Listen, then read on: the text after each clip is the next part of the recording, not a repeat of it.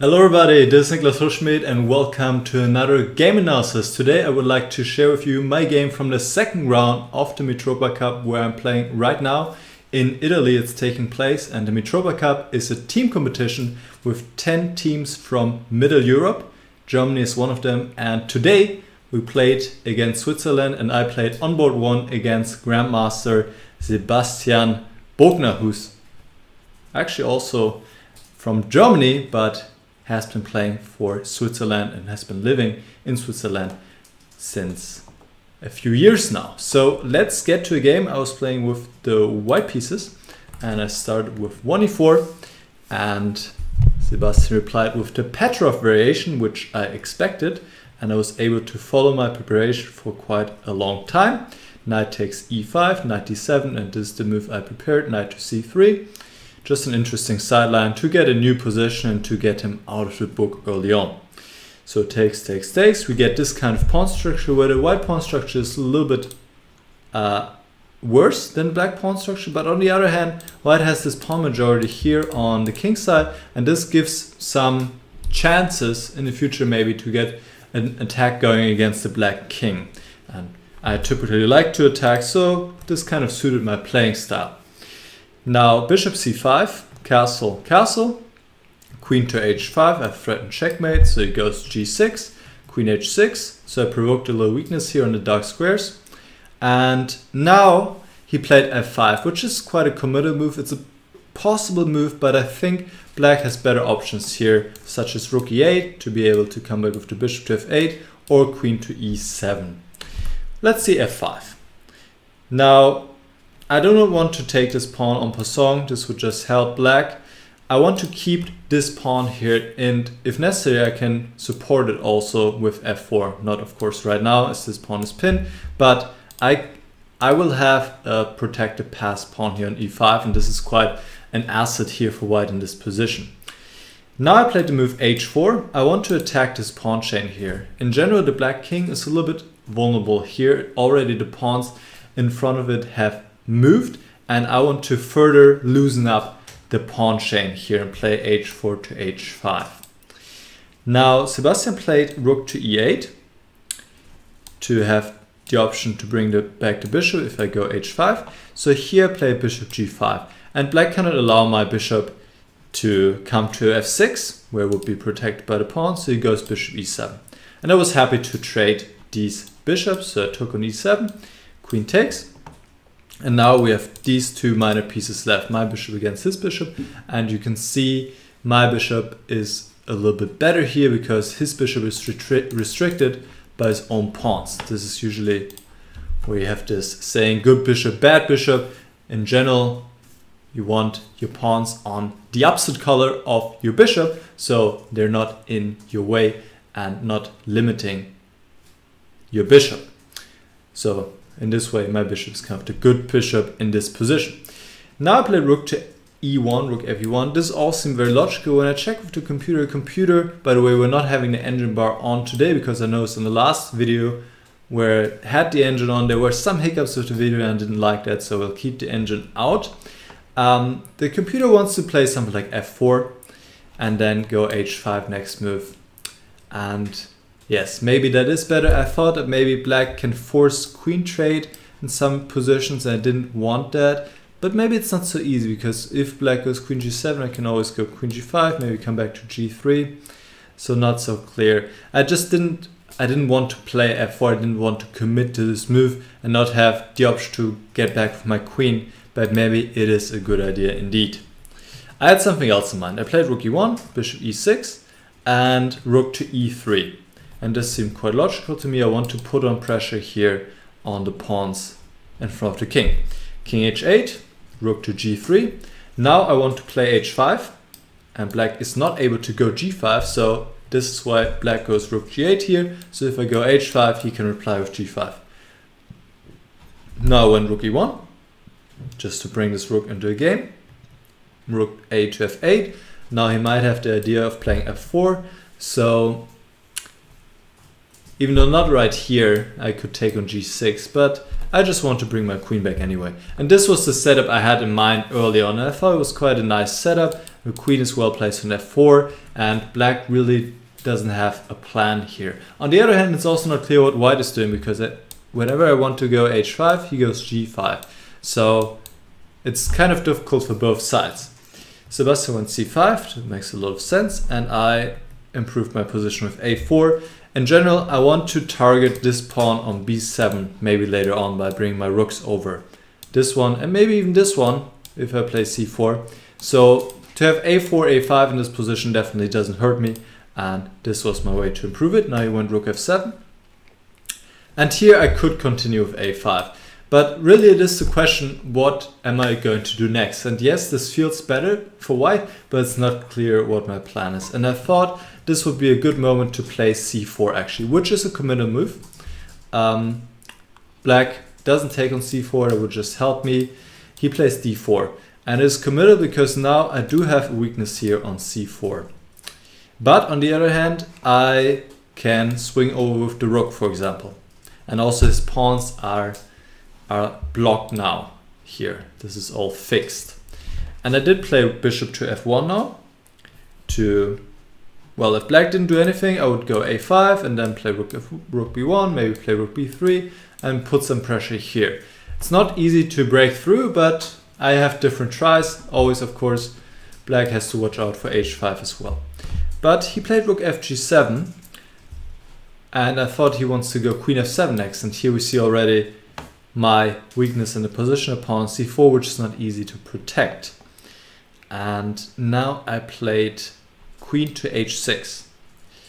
And actually I expected him to go back rook f7 to maybe play f4. And then I thought, okay, I can at least repeat once and then see what I'm going to do next, because I wasn't quite sure. But he played queen f7 and offered a draw. I was a little bit surprised about the draw offer, because I thought now after queen f7 it feels like position is becoming sharp. He's threatening to win a pawn and I have to do something here. But I was happy to see queen f7 because I like this move, h5. Now finally I can play h5. The point is that if now black goes g5, I have this move available, which is quite uncomfortable for black. Queen f6, and black cannot trade queens, because then it attacked the rook and the bishop, double attack. He cannot protect both pieces and I win something. And otherwise I threaten h6, and this queen is very annoying on f6 for black. Of course black cannot take on c4 here, because I can take, and now I can play e6. This pawn is very strong. I can take on g6. This is not a good idea for black. So Sebastian played the best move. He took on h5 actually, but this of course is also weakening his pawn structure. Now he has double pawns, but he's also pawn up. Here I took on g7. He has to take back with the rook to keep the bishop protected. And I play queen f6 once more. And it's not so easy to suggest a move for black here. Computer says something like f4, but yeah, it's not so easy to say what black should do. And Sebastian played a mistake here. He played queen g6. And why is this a mistake? So this is the question to you guys. What would you play here with white? So stop the video if you want to and try to figure this out. So it's pretty simple actually, but it turned out that both Sebastian and I just had a blind spot here. We just didn't see this move. We didn't see queen f8. Because Sebastian and I, we both looked at king g8 here as well. Excuse me. And we always only looked at queen d8. But after queen g6, suddenly this move queen f8 is possible, and I can just pick out the pawn on c5. I win back the pawn, and black is really struggling to stay in the game here. White is clearly better now, and black has to make sure he doesn't lose immediately. He needs to find this one, h4, queen takes d4, and now queen g4. Play like this, and then he has to try to hold this endgame, which will not be easy, but black has a chance. But white is clearly better, and yeah, I mean, this would have been a great opportunity, of course, to play for win. But just this move didn't cross my mind, and I had to think back to a seminar I went to recently by Jakob Agard, a renowned trainer, and one of his principles is to slow down, because he says that most moves are missed So in calculation, most moves I missed either in the first or second move. And here you can see in the very first move I missed the way to go. Queen f8, simply picking up a pawn. So this was unfortunate. I played a5, which was also my plan after king g8, just to use the move. And it seemed to me that black doesn't have a good next move available anyway. Sebastian once again missed queen f8, and so did I. Unfortunately, he played h6. And well, here I also was quite happy about this endgame, so I took on g6, but again, queen f8 on taking on c5 would be good. Here it's important though that after queen g4, which was Sebastian's plan, after he played h6, he finally saw queen f8. I would need to find this move, it's very strong, a6 to have queen c6 available, also protecting a pawn on g2, and white is actually winning in this position. Yeah, just queen f8, just completely missed this move altogether, so I took on g6, and this endgame is also very interesting and promising for white, I think, or at least there are chances. Rook b1, hitting the pawn on b7, and here Sebastian played rook to g7, but bishop c8 would be stronger. And yeah, the rook can stay active, but still quite unclear. Computer says it's equal, but I think it's still a lot of play here. After rook g7, white is better again, but not the way I did it. I was thinking between two moves here. I was thinking between f4 and rook b5, and I chose the wrong one. I played rook b5.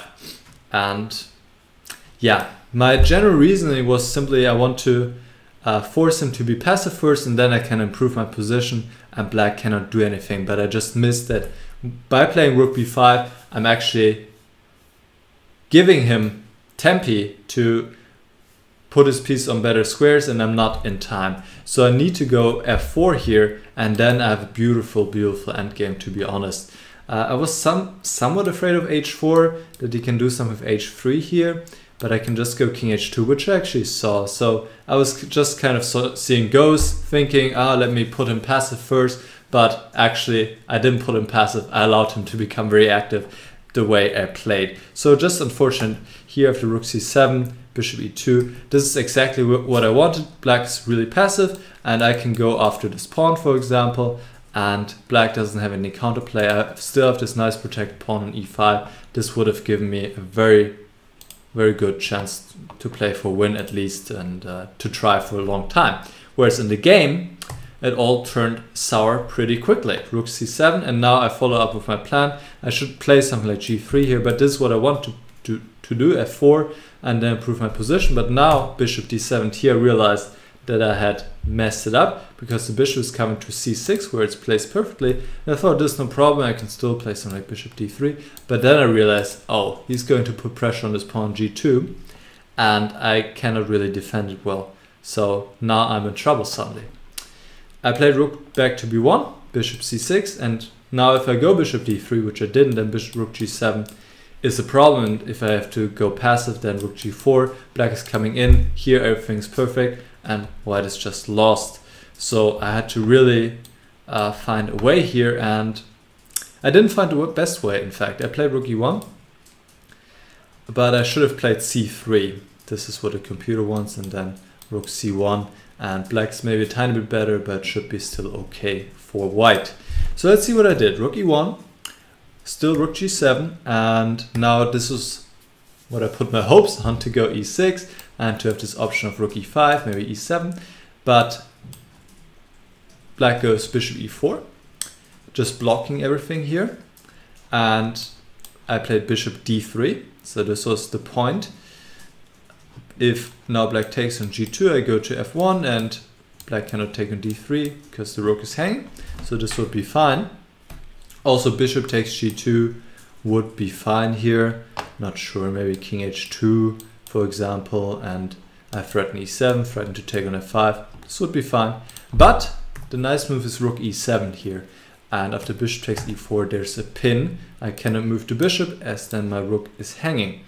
So I played rook b1, f takes e4 and rook takes b7, and we reach this rook endgame where I'm still a pawn down, and it's only black who's playing for a win here with his center pawns. So this is, I'm on the verge of defeat here actually, but fortunately it seems to be working out by only moves in this position. In fact, e3 threatening queening, so king f1 is necessary. Now rook a6.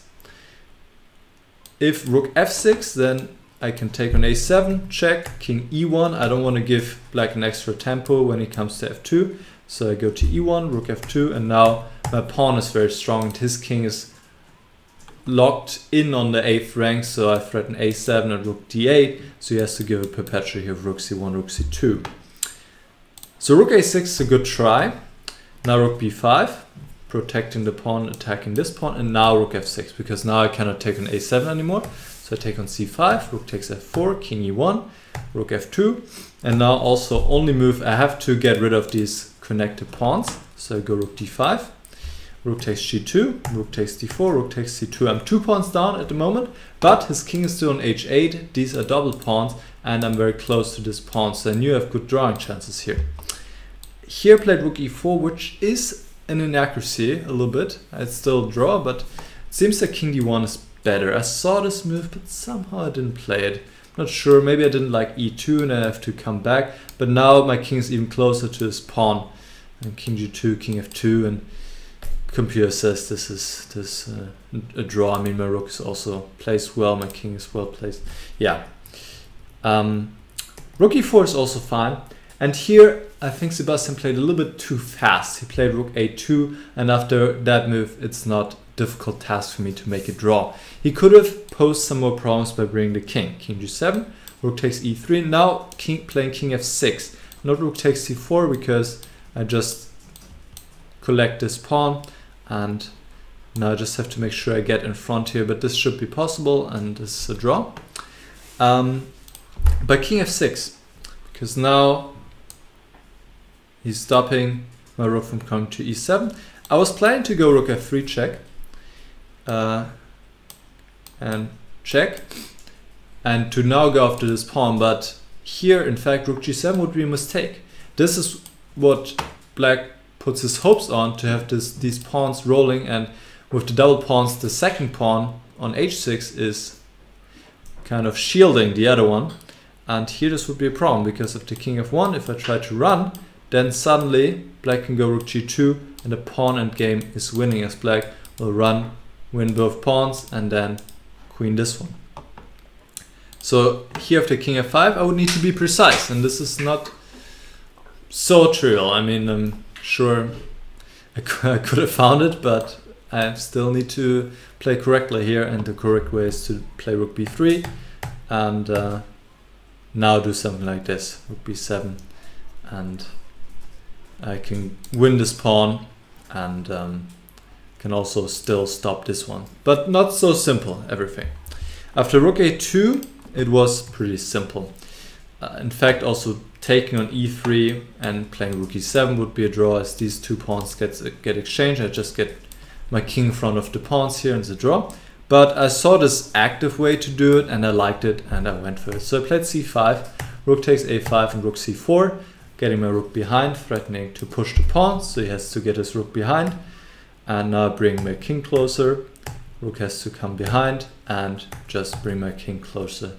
And I have enough activity that the two minus pawns just don't matter, especially considering that those pawns are all first of all, they're on the edge of the board, A and H pawn, also they're pretty far behind, so just not any threat. And let's see how this game concluded. I bring my king forward. And the funny thing is here that even if black had all the moves in the world, and what I mean by that is, if you imagine something like this. So if I just did nothing the whole time, just absolutely nothing, and black could do everything, push everything forward as far as he wants to. So I just want to get this point across, that even this is still a draw, because whenever the king comes to friends to go to g2, I just play rook a1, and there's really nothing black can do. So even this is a draw. But of course I didn't have to see all of this, so I just played rook c2 here, king comes forward, king d7, gave his rook, and king g3, and now I just gave a check and I offered a draw because I just keep on giving checks, and black cannot hide behind the pawns obviously with his king, so this is a draw. Yeah, in the end I can be happy about the draw, considering how the second half of the game went, but definitely some missed chances for me here. Twice the opportunity to simply win the pawn back with queen f8 check and having a clearly better position. And then what okay, this can happen with the blind spot, of course, but what I'm a little bit more annoyed with, let's say like that, is this: when I had this choice between rook b5 and f4 and I chose the wrong one. I just played, I think, a little bit too quickly because I was afraid of getting into time trouble. Well, I didn't get into time trouble, but then I did end up with a bad position, so this was not a good solution either. And yeah, this was a critical moment where I didn't go f4 and then actually had to defend versus an endgame where I could press pretty much for a long time and try to win. So in the end, it was 4 draws. We played 2 against Switzerland. We could be very happy about it because we were lost in 2 games, but we managed to draw all, and it was a 2-2. So that's my analysis of today. Hope you guys enjoyed it, and let me know if you have any questions. If you're not subscribed yet, then, well, feel free to subscribe for more videos like this one, and then I'll see you guys next time. Bye bye.